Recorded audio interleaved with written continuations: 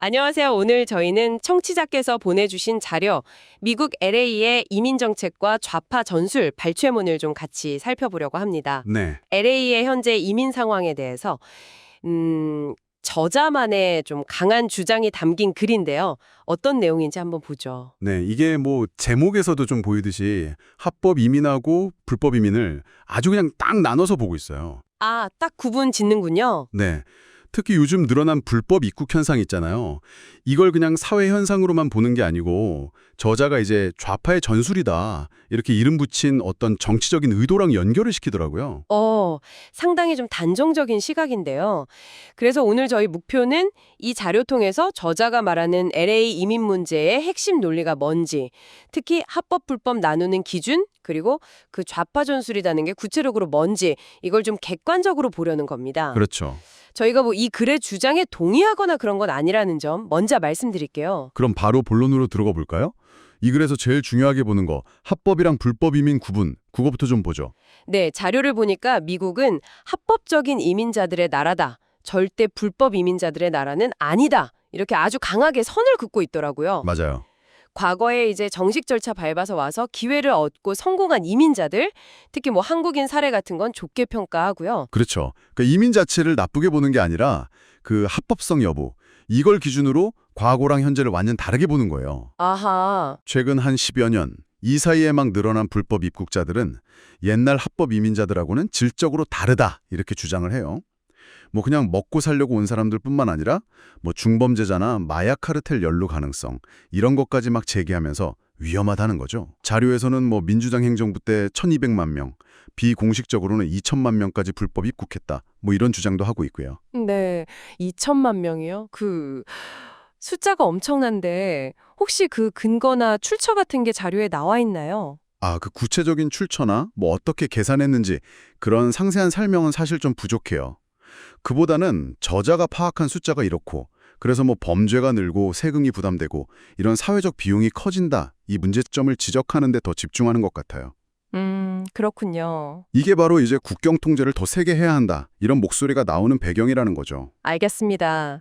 그런데 이런 문제의 원인으로 저자가 딱 지목하는 그 좌파 전술이라는 거요. 그게 좀 흥미로운데 구체적으로 뭘 말하는 건가요? 저자가 말하는 좌파 전술이라는 건요. 그러니까 민주당이나 좌파 세력이 인도주의, 뭐 피해자, 소수자, 난민 보호 이런 명분을 앞에 내세우면서요. 실제로는 불법 입국을 그냥 내버려 두거나 심지어 약간 부추겼다. 이런 비판인 거죠. 아, 방치하거나 조장했다. 네, 그러면서 쓰는 언어 전략 같은 것도 지적해요. 예를 들면 불법 체류자라고 안 하고 서류 미비자라는 말을 쓴다던가 아니면 이민정책 비판하면 그냥 바로 너 이민자 혐오하지? 이런 식으로 몰아가는 프레임, 이런 걸 문제 삼는 거예요. 이런 걸 전술이라고 보는 거군요. 그렇죠. 그런 식으로 해요. 그리고 이런 정책 뒤에는 정치적인 계산도 깔려 있다고 봐요. 정치적 계산이요? 어떤 거죠?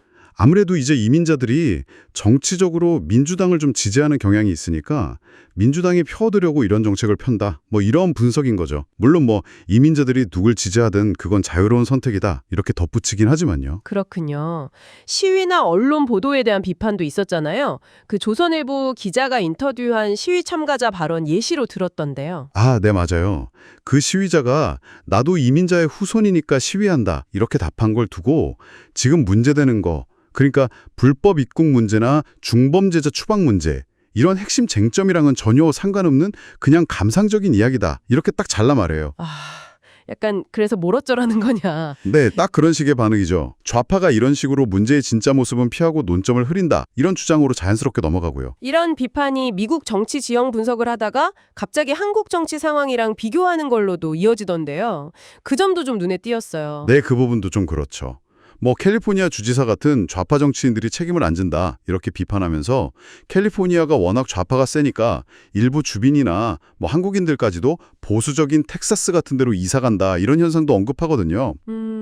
그리고 좀 흥미로운 게 저자는 미국 좌파들이 쓰는 전술, 뭐 예를 들어서 진실을 왜곡한다거나 선동한다거나 아니면 뭐 소위 내로남불 있잖아요. 이런 행태가 한국의 특정 정치인에서도 비슷하게 나타난다. 이렇게까지 주장을 넓히더라고요. 와, 특정 정치 세력에 대한 비판적인 시각이 미국을 넘어서 한국까지 연결되는군요. 자, 그럼 오늘 살펴본 자료를 좀 정리해 보겠습니다. 이 글은 LA 이민 문제를 합법이냐 불법이냐 이 명확한 틀로 분석을 했죠. 네. 특히 최근의 불법 이민 증가는 저자의 시각에서는 특정 정치 세력, 즉 민주당과 좌파의 의도적인 전술과 정책 때문에 벌어진 일이고 이게 국가 안보와 질서에 심각한 위협이 된다. 이렇게 아주 강하게 경고하는 목소리였습니다. 네, 맞습니다. 합법적인 과정을 거친 이민은 가치가 있지만 지금 상황은 과거랑은 근본적으로 다르고 아주 위험하다. 이게 저자의 핵심 진단인 거죠. 네. 여기서 저희가 한 걸음 더 나아가서 생각해 볼 지점을 좀 던져드리고 싶은데요. 이 자료는 합법과 불법이라는 경계를 아주 명확하게 설정하고 있잖아요. 그렇죠. 근데 현실 속 이민자들의 삶에서 과연 이 경계가 늘 이렇게 칼로 자르듯이 명확할 수 있을까 이런 생각이 들고요. 그리고 저자가 그토록 강조하는 국익이나 주권 같은 가치들, 또 우리가 외면할 수 없는 인도주의라는 가치 사이에서 그 균형점은 과연 어디쯤에서 찾아야 할까요? 이런 복잡한 질문들에 대해서 한번 각자 고민해 보시는 것도 이 자료를 좀 더 깊이 이해하는 방법이 되지 않을까 싶습니다.